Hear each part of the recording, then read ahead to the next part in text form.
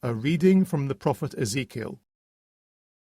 The angel brought me to the entrance of the temple, where a stream came out from under the temple threshold and flowed eastwards, since the temple faced east. The water flowed from under the right side of the temple, south of the altar. He took me out by the north gate and led me right round outside as far as the outer east gate, where the water flowed out on the right-hand side. He said, "This water flows east down to the Arabah and to the sea, and flowing into the sea it makes its waters wholesome. Wherever the river flows, all living creatures teeming in it will live. Fish will be very plentiful, for wherever the water goes it brings health, and life teems wherever the river flows. Along the river on either bank will grow every kind of fruit tree with leaves that never wither and fruit that never fails. They will bear new fruit every month, because this water comes from the sanctuary. And their fruit will be good to eat, and the leaves medicinal."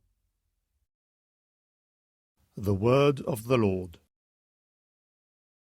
A reading from the Holy Gospel according to John. Just before the Jewish Passover, Jesus went up to Jerusalem, and in the temple he found people selling cattle and sheep and pigeons, and the money changers sitting at their counters there.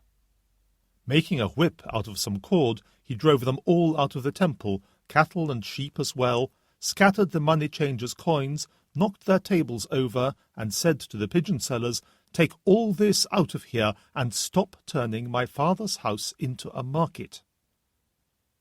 Then his disciples remembered the words of Scripture, "Zeal for your house will devour me." The Jews intervened and said, "What sign can you show us to justify what you have done?" Jesus answered, "Destroy this sanctuary, and in 3 days I will raise it up." The Jews replied, "It has taken 46 years to build this sanctuary. Are you going to raise it up in 3 days? But he was speaking of the sanctuary that was his body. And when Jesus rose from the dead, his disciples remembered that he had said this, and they believed the Scripture and the words he had said.